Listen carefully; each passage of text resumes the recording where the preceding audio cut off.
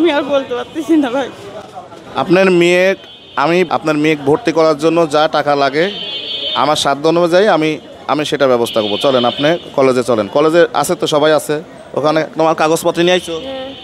সব নিয়ে আসছি। আমার স্বামী একজন প্রবাসী, তার বাবা মা ভাই সব কিছু কেড়ে নিয়ে নিঃস্ব করে ছেড়ে দিচ্ছে। আমাদের এখন আর চলার মতো কোনো ক্ষমতা নাই।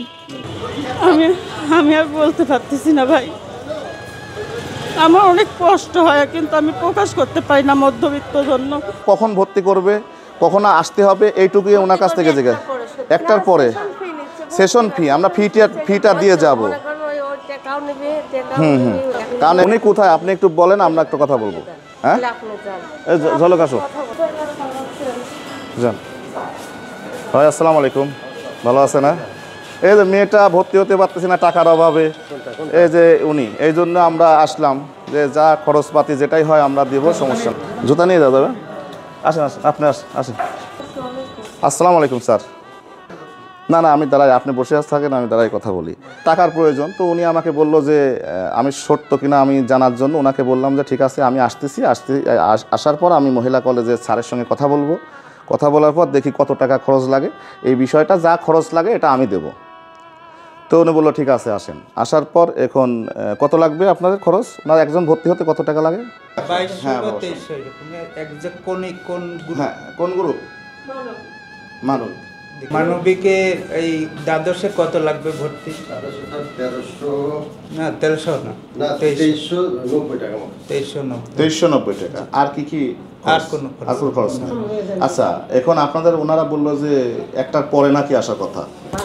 হ্যাঁ 12টার পরে, মানে ক্লাস করার পরে 12টা পর্যন্ত ক্লাস হবে, তারপরে আসবে, সমস্যা নাই। আমরা ওনাকে হয় ওনার কাছে টাকা দিয়ে যাচ্ছি বা আমরা আসি এখানে থেকে ওনাদেরকে নিয়ে আমরা ভর্তি কমপ্লিট করে, আর ওনার বই নেই অনেকগুলো, সেগুলো আমি আমার দায়িত্ব থেকে আমার চ্যানেলের পক্ষ থেকে আমি ওনার বইয়ের ব্যবস্থা যেটাই করার দরকার করে দিয়ে যাবো। আর স্যার আপনাদের কাছ থেকে আবেদন করলে ওনার যদি আর্থিক সমস্যা থাকে, যারা আর্থিক সমস্যা না এটা ওনারা পরে করে নেবে, সমস্যা নাই। আবেদন করলে আমরা যতটুকু পারি হেল্প করব। কোনো টাকা দিবেন কেন? না না থ্যাংক ইউ। মহিলা কলেজ কোনো রকম আমরা এই আর্থিক ব্যাপারে কারো অসঙ্গতি থাকলে এমনকি আমরা ফিরেও নিছি ভর্তি, কোনো সমস্যা নেই। Thank you sir, thank you. দেখছেন ফর্ম ক্লাবের সময়ও ঠিক আছে, সমস্যা নাই। আপা আপনি কান্না করবেন না, আপনার হাজারো ভাই আপনাদের পাশে আছে, ভাই ছাড়াও স্যাররাও আছে, সবাই আছে, এই কলেজের যারা আছে সবাই আছে। এখন সবাই এখন মনে করেন যে আপনার পাশে থাকবে। একটা মা একটা বোনকে কেউ কাঁদতে দেবে না এখন থেকে। আলহামদুলিল্লাহ আমরা আমাদের এই বোনের মেয়েটাকে এখানে নিয়ে এসে, আমাদের এখানে আরও ভাই ব্রাদাররা আছে, দেখেন ওই যে ভাইরা আছে, ছাড় আছে, সবার সহযোগিতায়। এক মিনিট দাদা ভাই, 1 মিনিট। আমি কোনো বড় নেতা না, কোনো কিচ্ছু নেই বাংলাদেশের।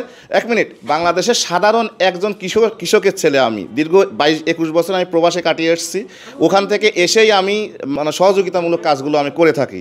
তো সেই সূত্র ধরেই উনি আমাকে কল দিয়েছিল যে ভাইয়ের কাছে যদি সহযোগিতা পাই। আর আপনি আমার নাম্বার আছে, যে কোনো সময় যে কোনো সমস্যা হলে আমাকে ফোন দিবেন। এখন সত্যর পথে বাংলাদেশ, এখন মিথ্যা দুর্নীতি লুটপাটের কেউ আশ্রয় নিতে পারবে না, সে যে রাজনীতিবিদই হোক না কেন, যেই হোক। আপনি টেনশন করবেন, দেখেন না স্যার নিজেই বলতেছে যে আপনি সব ধরনের সহযোগিতা তারা করবে। মহিলা কলেজে কোনো ধরনের নাই। মেয়ে হচ্ছে টাকার জন্য পড়তে পারে নাই, আমি এই প্রায় 3 বছর হয়ে যাচ্ছে, কোনো এরকম কোনো নজির নাই।